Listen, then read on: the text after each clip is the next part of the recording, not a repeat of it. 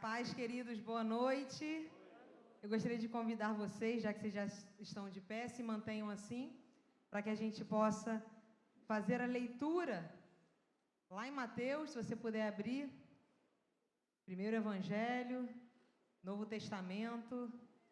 Vamos abrir no capítulo 4. Eu oro a Deus para que o Senhor continue conservando o pastor Luciano assim, né? Nesse amor, né? Ô, glória! Assim que é bom, Jesus. Vamos lá. Mateus capítulo 4, vou fazer a leitura do versículo 1 ao 11. Amém? Todos acharam? Vamos lá, vamos fazer essa leitura.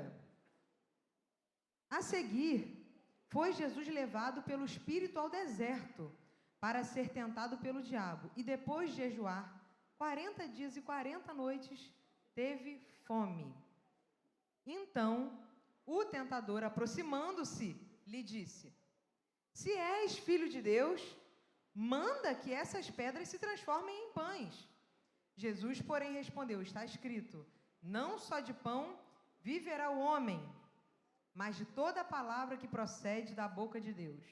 Então o diabo levou a cidade santa, colocou-o sobre o pináculo do templo e lhe disse: se és filho de Deus, atira-te abaixo, porque está escrito, aos seus anjos dará ordem a teu respeito que te guardem e te sustentarão nas tuas mãos, para não tropeçares em alguma pedra.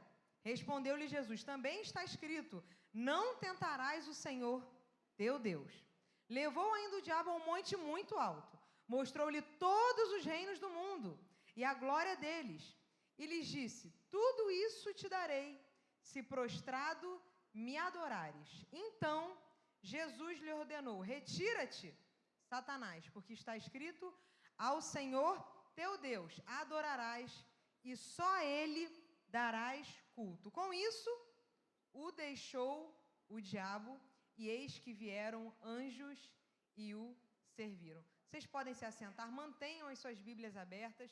Eu vou querer dar uma olhada no capítulo 3, então vou pedir para que, enquanto vocês estiverem aqui, mantenham as suas Bíblias abertas em Mateus mesmo. Então, meus irmãos, o que a gente vê aqui é uma cena e uma passagem muito tradicional da tentação de Jesus.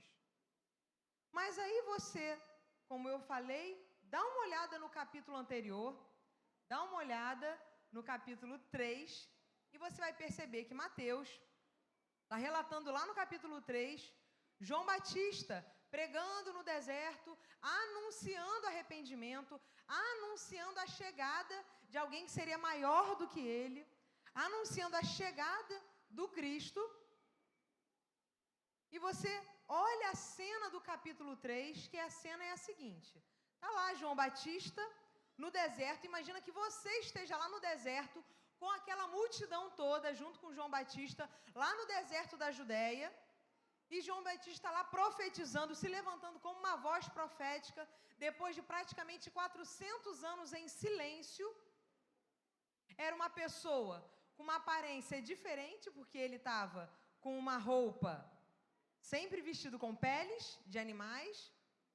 Ele comia o alimento ali do local, ele se alimentava de gafanhotos, ele se alimentava de mel silvestre, e muitos o reconheciam como aquele homem que o profeta Isaías havia citado. Quando você olha Mateus capítulo 3, versículo 3, está escrito assim: porque este é anunciado pelo profeta Isaías, dizendo: a voz de um clamando no deserto, preparai o caminho do Senhor, fazei planos os seus caminhos. Então as pessoas estavam reconhecendo ele, também baseado no que foi anunciado lá em Isaías. E vinham pessoas de todas as regiões para serem batizadas por ele e para confessar os seus pecados. Ele estava fazendo uma grande movimentação ali no deserto. E aí o que acontece? Enquanto ele estava ali naquela movimentação, um monte de gente ali naquele lugar, ele pregando, as pessoas se arrependendo, as pessoas sendo batizadas, e no meio daquela multidão, ele pregando e tanta coisa acontecendo, vem um homem no meio da multidão, se aproxima dele ali E quando vem esse homem, se aproxima dele, ele imediatamente reconhece que é Jesus. A Bíblia fala que quando ele vê Jesus e ele reconhece imediatamente quem é Jesus, e ele inicialmente nega o pedido de Jesus. Aqui a Bíblia está falando o seguinte, que lá no versículo 13 do capítulo 3 de Mateus, se você puder acompanhar comigo, no capítulo anterior, versículos de 13 a 17, aqui Jesus chega lá aonde João Batista estava para ser batizado. E João, porém, tentou impedi-lo, dizendo, eu que preciso ser batizado por ti, você vem a mim? E Jesus responde, deixa assim por enquanto, convém que assim façamos para cumprir toda a justiça. Então, João concordou, e assim Jesus foi batizado. Você imagina, Jesus sendo batizado naquelas águas, aquela multidão assistindo Jesus sendo batizado. E quando ele sai das águas, o que acontece? O Espírito Santo de Deus desce sobre ele como uma pomba, isso está relatado nos versículos 16 e 17. O Espírito Santo pousa sobre ele, então uma voz do céu diz, esse é o meu filho amado de quem me agrado. Então você imagina, você ali naquele contexto, assistindo essa cena, algo sobrenatural, algo santo, algo extraordinário acontecendo naquele momento. O céu está se abrindo, está ouvindo uma voz do céu falando, esse é o meu filho amado a quem eu me agrado. E você imagina que essa cena linda, essa cena maravilhosa, marca o início, o pontapé inicial dessa trajetória do ministério de Jesus, que começa nesse momento, no batismo, é o início. Antes, até aqui, a gente não tem muitos relatos sobre a infância e adolescência de Jesus. Mas a gente tem muitos relatos a partir desse momento, provavelmente com 30 anos, que foi o período realmente que ele começou.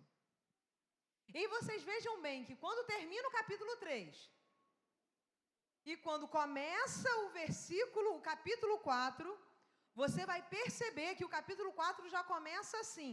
Então Jesus foi conduzido pelo Espírito ao deserto. Tem algumas versões que dizem, a seguir. Ou seja, não teve um intervalo digno entre aquele momento em que Jesus estava ali recebendo aquela unção do batismo, recebendo o revestimento do Espírito Santo. Não teve um intervalo entre Jesus ali ouvindo a voz do Pai e logo depois ouvindo a voz do tentador. A Bíblia fala que não houve o intervalo entre o momento da unção, que é o capítulo 3, e o momento da prova, que é o capítulo 4. A Bíblia fala que foi a seguir. De um momento foi direto para outro. Jesus não saiu das águas do batismo e logo foi pregando pelas cidades, fazendo milagres. O ministério de Jesus não começou assim. Assim que ele foi batizado, o capítulo 4 nos relata que, a seguir, diretamente, ele foi levado pelo Espírito para ser tentado. E lá, o inimigo tentou de todas as formas a fazer ele desistir da missão que Jesus tinha. Então, muitas das vezes, talvez você esteja aqui nessa noite, vivendo momentos que você fala, caramba, eu estava no meu melhor momento. Eu estava no meu melhor momento, Jesus estava no melhor momento, sendo batizado, sendo revestido, ouvindo a voz do Pai. Eu estava no meu melhor momento, num momento maravilhoso, até que acontece isso. Até que vem uma tentação, até que vem uma prova. Como pode algo assim? É possível. É tão possível que a Bíblia, Jesus é tão maravilhoso, que todas as coisas realmente aconteceram primeiro com Ele. E é por isso que Ele tem autoridade para nos confortar em todos os momentos. Porque Ele também foi tentado, Ele sabe exatamente o que nós passamos. Então, muitas das vezes, o inimigo vem com tentações para fazer o quê? Querer desviar a missão que Deus tem para a sua vida. Às vezes você pode estar muito no momento bom E repentinamente, assim como do capítulo 3, já passa para o capítulo 4, repentinamente vem um momento na sua vida em que você recebe uma série de tentações. E muitas dessas tentações têm o objetivo de quê? De te desvirtuar do caminho, da missão que Deus tem para a sua vida. Querendo te trazer engano e engodo, querendo fazer você tropeçar. Mas eu quero dizer para você nessa noite, que assim como Jesus venceu as tentações, Ele nos mostra o caminho para vencê-las e você também pode vencer essas tentações. Essas tentações são passadas por mim e por você em todo momento da nossa vida. São lições aqui que Jesus ensina, são lições práticas para o nosso dia a dia. É o evangelho simples e é o evangelho prático. Simples não quer dizer fácil. Mas é o evangelho prático que você compreende e que você consiga buscar realizar, fazer aquilo. Então você percebe esse contexto, que de uma hora para outra, Jesus passa da unção para a prova, da voz do Pai para a voz do tentador. Não teve um intervalo que faça um espaço amplo entre um momento e outro. E aqui nós vemos aqui que para você ser tentado, não quer dizer que você esteja em pecado. Porque Jesus foi tentado e nunca pecou. Então, muitas das vezes a tentação vem e não quer dizer que você está em pecado. E é por isso que você está vindo a tentação, que você está pecando. Não quer dizer isso. Também tem uma outra coisa que nós aprendemos aqui com esse texto. Não é porque nós somos filhos de Deus que nós seremos imunes à tentação. Nenhum filho de Deus fica imune a tentações. Não há nenhum filho de Deus que não tenha sido tentado. Inclusive o próprio Jesus. Nem o próprio Jesus escapou de ser tentado. E também porque nós pensamos em tantas coisas. Eu estou orando, eu estou jejuando, como é que pode uma coisa dessa acontecer comigo? Eu estou vivendo uma vida de oração. Daqui a 40 dias, exatamente a partir de hoje, daqui a 40 dias, se eu não me engano, na primeira segunda-feira de abril, nós começaremos o nosso jejum de Daniel. Então você pode ser uma pessoa que está aí sempre, como o pastor falou outro dia, não precisa esperar o jejum da igreja. Você está sempre se consagrando, você está sempre lendo a palavra de Deus, você está sempre jejuando, você está sempre ali conectado com o céu. Não quer dizer que você está sempre se consagrando, não quer dizer que você vai estar imune às tentações também.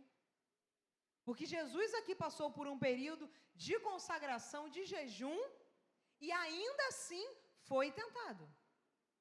E ainda assim passou por tentação. Então são coisas que nós aprendemos. Mesmo você tendo um homem de oração, uma mulher de oração, você também vai passar. E algo maravilhoso que Jesus traz para a gente, a identificação do nosso Deus.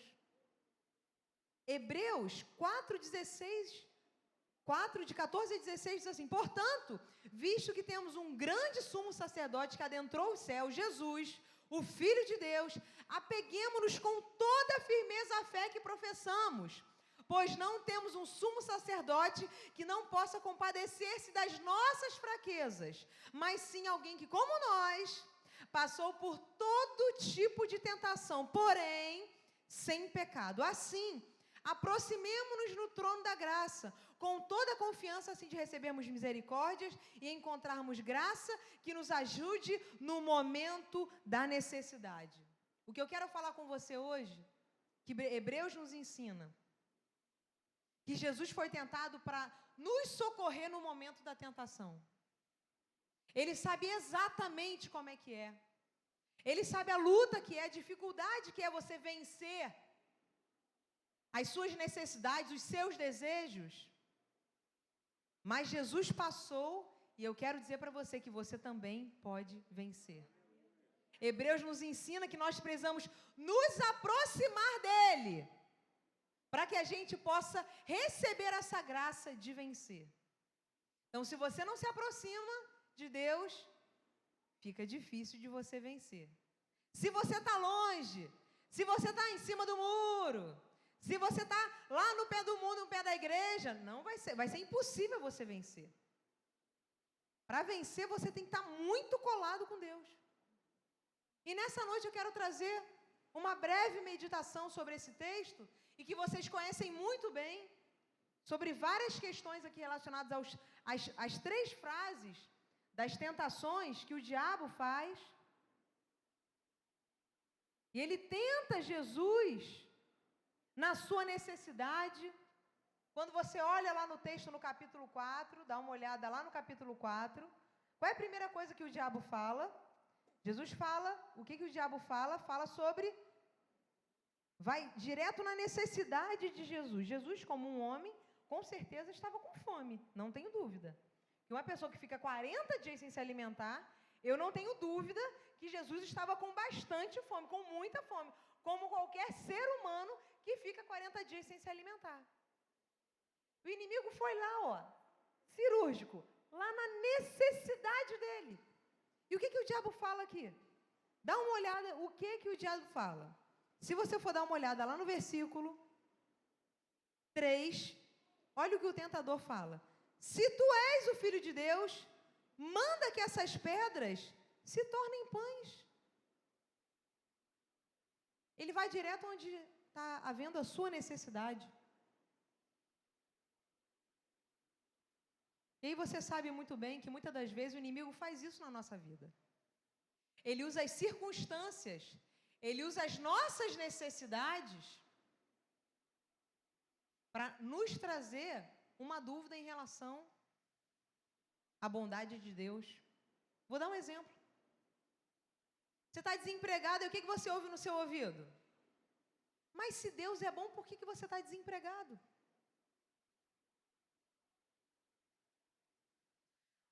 Mas se Deus é amor, por que sua mãe morreu? Ué, se Deus é misericórdia, por que você está com essa dívida toda? E Deus até agora não fez um milagre para resolver teu problema? O que está acontecendo com esse Deus? Se Deus é bom, por que você está passando fome? Por que você está passando necessidade? Se Deus é tão bom assim, por que Ele não te deu um emprego até agora?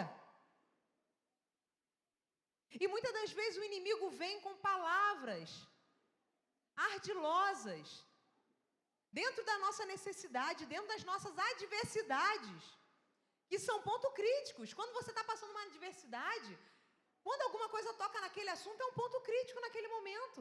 Você está debilitado, você está sensível. E você pode tropeçar porque você está num momento sensibilizado. Você está num momento crítico. E muitas das vezes o inimigo usa essa situação da sua necessidade, das suas circunstâncias, para mexer com você. E olha o que Jesus responde em relação às necessidades. Jesus estava com fome. E aí Jesus respondeu: nem só de pão viverá o homem, mas de toda a palavra que procede da boca de Deus. O que isso quer dizer? Eu também me alimento do que Deus tem para a minha vida. O que Deus tem para a minha vida? Então eu preciso ouvir a palavra de Deus.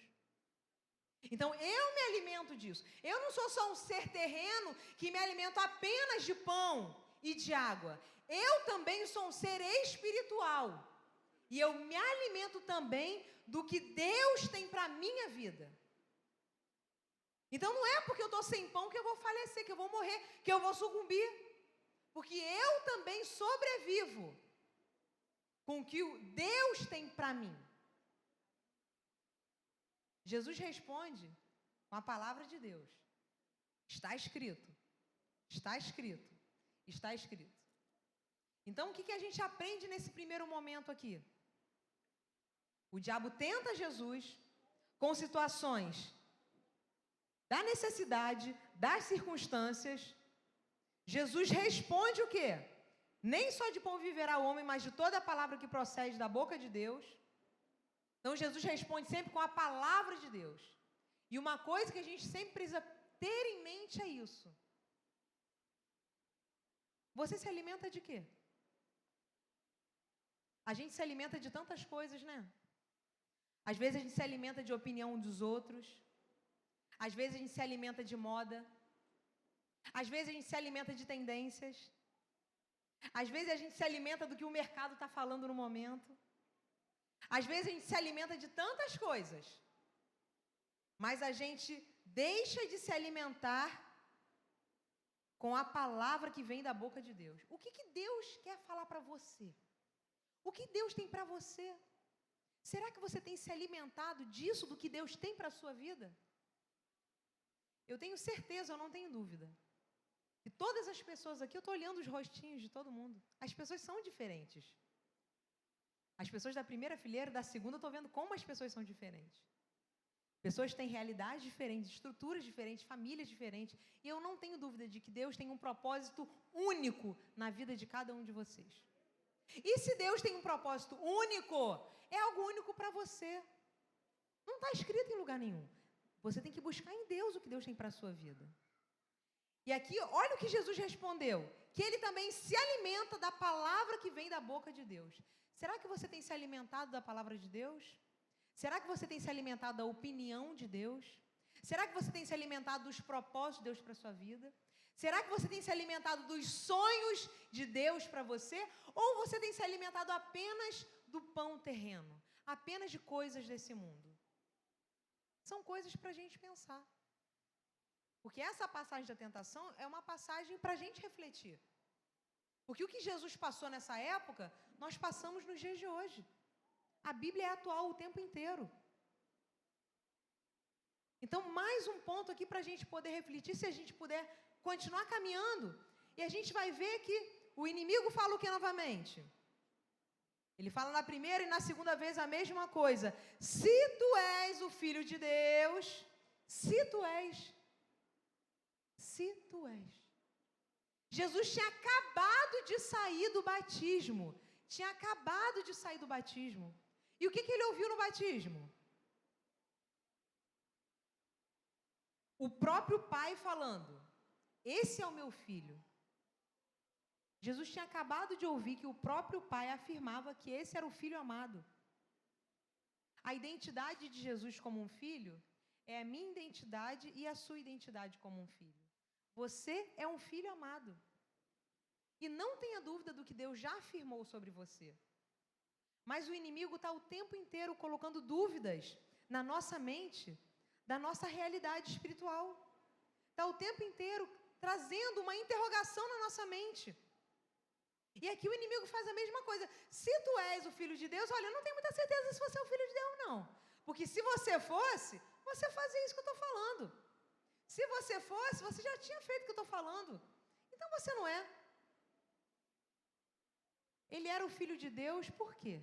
Porque Deus já havia afirmado isso. E quantas vezes Deus já falou tantas coisas ao nosso coração, já afirmou tantas coisas na nossa vida, e nós insistimos em duvidar as coisas que Deus já falou para a gente? Só por causa de um momento, uma circunstância difícil, um momento de tentação. E eu quero dizer para você que o inimigo sempre vem com essa dúvida. Ele faz isso. E começou fazendo desde lá de Gênesis 3. Quando a gente vê lá no Éden, quando ele coloca essa dúvida, é uma arma sutil. Você dá uma olhada lá em Gênesis 3, você caminha na sua Bíblia e vai ver o que ele falou para Eva lá no início. A mesma coisa, a mesma armadilha, a mesma cilada. A Bíblia fala que a serpente era mais sutil do que qualquer animal. Lá no início do capítulo 3. E aí você vai vendo que a mulher está conversando com a serpente. E aí no início do capítulo 3, a serpente diz à mulher: sim, Deus tem dito, não comereis de todas as árvores do jardim? A serpente está sempre trazendo um ponto de interrogação no que Deus já colocou, já delimitou. E mais à frente você vai ver mais uma vez, ela não só colocando dúvida, como negando o que Deus falou. No versículo 4 ela fala: e certamente não morrereis. Fica tranquilo. Ah, Deus falou isso? Tem certeza que Deus falou isso para você? Tem certeza que Deus vai fazer isso com você? Tem certeza que Deus vai fazer isso através de você? Tem certeza que você é salvo mesmo? Olha, estou achando que não está muito garantido para você não, hein? Estou achando que a de salvação não está muito garantida para você não. Tem certeza que você está espelhando ser verdadeiramente um homem, uma mulher de Deus? Porque desse jeito aí, o diabo está sempre duvidando e trazendo acusação. Duvidando e trazendo setas do inimigo sobre a nossa mente, e não fez diferente com Jesus. Trouxe dúvida à identidade de Jesus. E uma coisa que nós precisamos ter muito firme nos dias de hoje é quem nós somos em Deus. Porque o inimigo vai vir com muitas dúvidas. Você é mesmo filho de Deus? Se tu és, faz isso. Você mesmo. As dúvidas vêm. Mas nós não podemos nos enredar por essa armadilha do inimigo, que vem para muitas das vezes nos fazer tropeçar. E ele faz isso, como eu falei, desde lá de trás. E você continua no texto. O inimigo usando outra armadilha, outra estratégia. A Bíblia fala que o diabo levou até a cidade santa, colocou sobre um pináculo. E lhe disse, se tu és filho de Deus, mais uma vez, interrogando a identidade de Jesus, você mesmo. Se tu és o filho de Deus, atira-te abaixo, porque está escrito, aos seus anjos ordenará a teu respeito que te guardem. Olha o perigo do diabo com a Bíblia aberta na mão. O diabo é mentiroso. E você pode ter certeza que se ele está citando a Bíblia é porque ele está distorcendo. Quando a palavra de Deus está na boca do diabo, já não é mais palavra de Deus. Você pode ter certeza que ele já distorceu. Ele já trouxe engano. Ele já trouxe mudança. A gente sabe que lá no Salmo 91, o que acontece? Existe uma promessa de proteção. Mas para isso você precisa o quê? Estar firme nos caminhos do Senhor. Se você se desvia, se você obedece, a gente falou hoje aqui de tantos livramentos. Eu sei que nós não estamos imunes, mas assim como o pastor falou aqui, que ele nos livra na cova, nos livra no acidente, nos livra na circunstância adversa.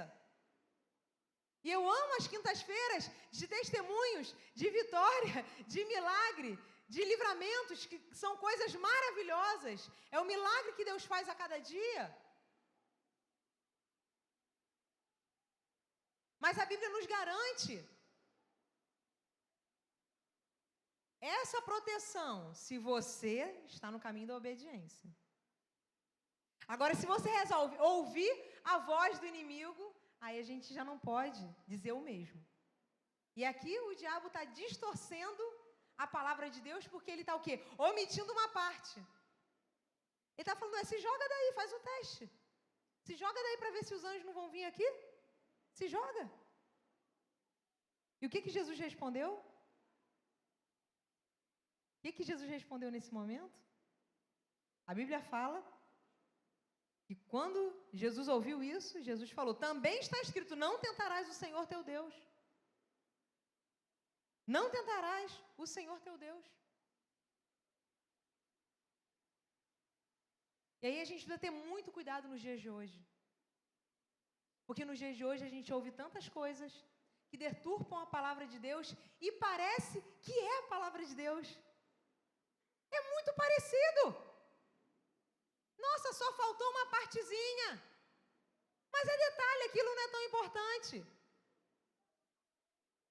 Deus ama todos, pode vir do jeito que está e fica assim mesmo, que não tem problema.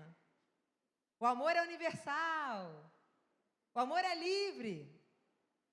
Nossa, isso aí é a cara da palavra de Deus. Caramba, lindo. Mas não é bem assim. A vida com Deus caminha junto com santidade. E santidade caminha junto com renúncia. Quando você vem para Jesus, o que Deus espera de você? Uma vida de santidade. E o que Deus espera de você? Uma vida de renúncia. Não uma vida de liberalidade. Não uma vida de fazer o que você quiser, a hora que você quiser, que Deus está carimbando tudo que você faz e está tudo certo no final e fica tranquilo que vai todo mundo para o céu. O importante é trabalhar e ser honesto. Matou alguém? Roubou? Ih, está tranquilo. Zerada a sua conta, está tranquilo. Não é assim que funciona, a Bíblia não diz isso. Mas a gente está vendo num momento que o tempo inteiro a palavra de Deus está sendo distorcida. E é por isso que nós precisamos nos alimentar dessa palavra o tempo inteiro. E botar o quê? Na balança tudo que nós ouvimos. Você ouve alguma coisa e é sempre sutil, é sempre uma coisa subliminar. Você ouve alguma coisa, então você tem que olhar na palavra de Deus e perceber. Isso faz parte do que Jesus nos ensinou? É isso que Deus tem para mim e para a sua vida? Então a gente tem que estar sempre pesando na balança o que a gente tem ouvido. Porque o inimigo, de forma ardilosa, tem mudado o que a gente vê. E em seguida, o que o inimigo fala? O diabo, mais uma vez, vem na direção de Jesus e o tenta em sua ambição. O que o diabo fala? Ele leva Jesus a um monte muito alto e mostra-lhe os reinos do mundo. E a glória, e diz para Jesus, olha, tudo isso te darei, se prostrados me adorares. Olha só o diabo, gente. Convidando Jesus de apostatar da fé em Deus. Faz o seguinte, Jesus, abandona Deus e vem para o meu lado aqui. Vem para cá. Deixa o lado de lá. Pula para cá, vem para cá. Abandona, olha, eu vou te dar tudo isso se você prostrados me adorares. Prostrado me adorar. O que a gente vê numa situação dessa? O que nós podemos aprender numa situação dessa? Muitas das vezes a gente fica comovido com circunstâncias tentadoras, ofertas tentadoras. Mas você precisa lembrar que o diabo é mentiroso, ele não tinha nada para oferecer. Os reinos não pertencem a ele. Ele não tinha nada para dar. Ele só tinha uma mentira bem contada para contar. Alguns caem até hoje, mas outros, quando estão firmes com a palavra de Deus, só ouvem e desprezam, porque sabe que tem muita coisa por trás. Na verdade, o inimigo, o que a gente está vendo aqui nessa passagem? O diabo, ele não é uma figura mítica, não é uma coisa que está nos contos, que está apenas nos livros. Não é o espantalho que fica ali só para espantar e não causa mal nenhum. Não é uma energia ruim. Ah, o diabo é uma energia ruim. Não, não é. Ele é uma pessoa. Ele é uma figura. A Bíblia fala que ele veio para matar, para roubar e para destruir. Ele não é uma energia. Ele está o tempo todo tramando algo para nos fazer tropeçar. E é por isso que a gente tem que ficar o tempo todo muito atento. Porque a Bíblia fala que o que nós temos de mais precioso é a nossa vida espiritual com Deus. É o que nós temos de mais precioso, o nosso relacionamento com Deus. E o que o inimigo quer fazer? Ele quer minar. Ele quer trazer dúvida. Ele quer te afastar de Deus. Ele quer te oferecer coisas para te afastar de Deus. Ele quer trazer ofertas para que você se desvie da missão que Ele tem para você. Assim como estava fazendo com Jesus. Imagina se Jesus aceita a proposta de adorar o diabo ali. Pronto, a gente nem estava mais aqui. Nem existia a comunidade de eclésia. Ontem o pastor não tinha ido para Petrópolis. Então, cada passo nosso precisa ser muito bem dado, muito bem calculado, porque existem consequências eternas que se desdobram na nossa vida. Você tem que entender da responsabilidade que você tem, das decisões que você tem o tempo todo. Nós o tempo todo temos que tomar decisões na nossa mente, nas nossas reações, na nossa vida. O tempo todo a gente tem que tomar decisão e a gente tem que ter muita consciência dessas responsabilidades das nossas decisões. Porque muitas das vezes são atitudes que nós tomamos que traz um desdobramento eterno de consequências ruins para a nossa vida. E isso é muito sério. Porque a vida cristã é algo realmente muito sério. Por que é muito sério? Por causa desses desdobramentos eternos. Tudo que você faz ou deixa de fazer, a repercussão muitas das vezes é na eternidade. E você tem que tomar muito cuidado. Muito cuidado. Todos os dias tem centenas de decisões que nós tomamos. O despertador toca, você decide. Vou acordar agora, vou ficar mais 5 minutinhos, vou virar para o lado ou levanto logo? Aí você levanta. Vou no banheiro primeiro ou escovo o dente? Pentio o cabelo ou escovo o dente primeiro? Bota a roupa, bota a blusa ou bota a calça? Qual blusa? Qual calça? Qual sapato? Pega a bolsa, mulher. Pega aquela bolsa ou aquela bolsa? Ou aquela outra? Ou aquela outra? Mulher, né? Ou aquela outra? Sapato, aí piorou. Sapato estragou, aí... A decisão é o tempo todo. Você toma inúmeras decisões. Algumas são simples. Você escolhe o sapato errado, às vezes você fica com calo no final do dia. Escolher um sapato para a ocasião errada, às vezes a consequência é só dar no final do dia. Mas às vezes você escolhe escolhas que trazem consequências que não é só para o final do dia. São consequências eternas. Então o diabo, ele não é só uma figura mítica. Não é uma energia ruim. É alguém que veio para matar, roubar e destruir. Ele só veio para isso. E a gente tem que tomar cuidado. Eu não estou aqui para trazer medo do diabo, não, tá? Porque a Bíblia não nos ensina isso. A Bíblia fala que nós devemos temer a Deus. E quando nós tememos a Deus, nós conseguimos resistir ao diabo. E aí, quando a gente vê essa passagem, e você conhece bem, porque eu já fiz aqui um resumo de desdobramento desses versículos, falando sobre essa tentação, sobre várias questões relacionadas a essa questão da tentação.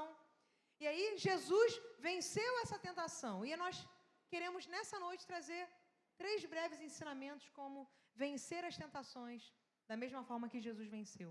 Eu gostaria de falar para você nessa noite, primeira coisa, tem uma vida de intimidade com Deus, tem uma vida de oração, tem uma vida de jejum. Nós precisamos ter uma vida de oração e de jejum. Se a gente não viver na presença de Deus, nós não vamos vencer. Nós vamos sucumbir. Nós somos movidos pela presença de Deus. Nós somos movidos pela palavra de Deus. Nós somos movidos por ouvir a voz de Deus. E se você passar por isso, e se você parar por aí, você vai sucumbir. Você não vai resistir. Você não vai suportar as tentações. E você vai cair em tentação. Aí sim é cair em pecado.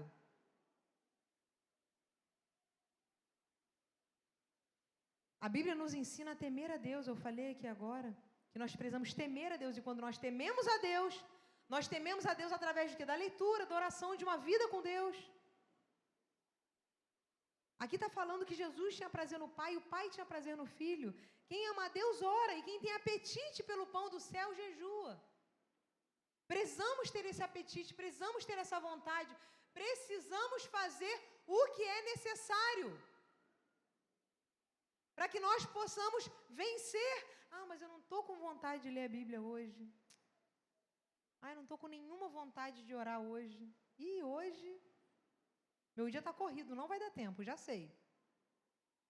E semana está corrida e já era, não vai dar para ler a Bíblia, esquece. Hoje já deletei. Deixa para amanhã. E muitas das vezes, quando a gente tem essa atitude de deixar sempre para o final da fila as nossas disciplinas espirituais, a gente colhe essas consequências no nosso dia a dia. Não precisa nem esperar muito tempo. Você vai colher essas consequências no seu dia a dia. Um esfriamento, você vai perceber que você não vai mais ouvir a voz. Rapaz, hoje você começa um jejum para você ver o que Deus vai fazer na sua vida. 2020, o pastor proclamou 4 jejuns de Daniel, de 21 dias. E a gente nem sabia que ia ter pandemia, que já estava no programa da virada de 2019. Eu não tenho dúvida que todos aqui, quem fez, teve testemunhos extraordinários do que Deus fez nesse momento. Porque você está conectado. Busque a conexão com Deus. Busque isso na sua vida, busque essa intimidade. Busque isso, priorize isso. Quem anda com Deus tem esse poder para resistir o diabo. O problema não é a presença do inimigo. O problema é a ausência de Deus na sua vida, no seu dia a dia. Esse é que é o problema. A Bíblia fala que quem não vigia e não ora, não consegue resistir. Ou seja, já está fadado ao fim. O espírito está pronto, mas a carne é fraca. A oração que te fortalece. Por isso Jesus disse, vigiai e orai para que não entreis em tentação. Não entreis em tentação. Então, quero convidar você nessa noite a ficar mais atento. Preste mais atenção das coisas que estão acontecendo. Olhe uma situação e não olhe com os olhos naturais. Comece a olhar as situações que acontecem na sua vida com os olhos espirituais. Fique atento. Ative o seu olhar espiritual em tudo no seu dia a dia. Já caminhando para o fim, gostaria de chamar os músicos aqui. A segunda coisa que eu gostaria de falar é que para vencer como Jesus, nós precisamos ter uma vida cheia do Espírito Santo. Cheia do Espírito Santo. Lucas 4 fala que Jesus estava cheio do Espírito Santo naquele momento que foi batizado. Atos 4, 31 fala que depois de eles orarem, tremeu o lugar em que estavam reunidos e todos ficaram cheios do Espírito Santo. E quando você está cheio, a Bíblia está falando aqui, e anunciavam corajosamente a palavra de Deus. Você muda a sua postura espiritual quando você está cheio do Espírito Santo. Assim como esse copo está cheio de água, ou você está cheio de Deus ou cheio de si mesmo. Aí você tem que escolher do que você quer estar cheio. Você quer esvaziar-se de si mesmo e estar cheio de Deus ou manter cheio das suas vontades o tempo todo? É uma escolha que você deve fazer. E para que você possa vencer as tentações, você precisa ser cheio do Espírito Santo de Deus. Assim como Jesus viveu em plenitude, Ele nos mostra que nós podemos vencer a tentação, não na força da carne, mas na força do Espírito, no poder da palavra de Deus. Jesus venceu usando a palavra. O tempo todo Ele falou, está escrito, está escrito. E essa é a terceira coisa, a palavra de Deus precisa estar no nosso coração. Nós não devemos falar a minha opinião, a sua opinião, o que as pessoas acham, o que estão falando. Eu tenho que falar o que está escrito, o que a Bíblia diz, a minha fé, o que eu creio. O que a palavra de Deus já definiu como princípio. É disso que eu preciso. Vencer o mundo usando a palavra de Deus. Salmo 119 diz, guardei no coração a tua palavra para não pecar. Quando você guarda a palavra de Deus, você vive em santidade. Quando você guarda a palavra de Deus, você não cai em tentação. Quando você guarda a palavra de Deus, você está colado ali com o Espírito Santo. Então você fica mais constrangido, o seu relacionamento está mais perto. Provérbios 7:1 fala, meu filho, obedeça as minhas palavras. E no íntimo, guarde os meus mandamentos. E o que eu quero dizer é que nos tempos de hoje a gente tem gastado tempo com tantas coisas. Mas o mais importante é fazer o que Jesus fazia. Gastar tempo com o Pai. Sendo cheio da palavra de Deus, sendo cheio da presença de Deus, sendo cheio do Espírito Santo, vivendo uma vida de intimidade. Eu quero convidar você a se levantar nesse momento. Eu quero dizer para você que quando termina esse período de tentação, a Bíblia fala que o diabo bateu em retirada e os anjos chegaram para servi-lo depois dessa luta. Então quero dizer para você que depois dessa luta tem uma vitória. Depois do vale tem um manancial te esperando. Depois da dor tem refrigério. Depois do choro tem alegria. E depois da fome do jejum sobre a dependência de Deus, tem o banquete servido por anjos. Deus tem algo maravilhoso para você. Mas você precisa vencer a tentação. Você precisa passar por ela. A Bíblia fala que depois desse momento aí, sim, Jesus começou o ministério dele de forma poderosa. Já começou pisando na cabeça do diabo, vencendo. E você também pode vencer nessa noite. Só que você só pode vencer se a sua vida estiver firmada em Jesus. Eu não sei como é que você veio hoje aqui, como é que você chegou aqui. Mas eu gostaria de saber se você hoje veio aqui convidado por alguém e a sua vida ainda não está firmada em Deus. E a sua vida ainda não está firmada nele, que é o nosso Salvador, que é o nosso Pai. Se você ainda não tomou essa decisão e tem caído em tantas tentações, tem deixado o inimigo contar tantas mentiras para você, que você é enganado, que tantas coisas têm acontecido na sua vida e você está vendo que você precisa de Deus. Levante a sua mão nessa noite, que nós queremos orar por você. Enquanto a gente vai estar louvando essa música, eu gostaria que você pudesse vir aqui. Nós só queremos fazer uma oração por você. Vem aqui que nós vamos fazer uma oração. E a sua vida espiritual vai ser mudada apenas com uma única oração. Deus faz isso. Então vem aqui, receba essa oração e veja a sua vida mudar. Vem aqui, Jesus está de braços abertos aqui, nessa noite, para te receber. Meu coração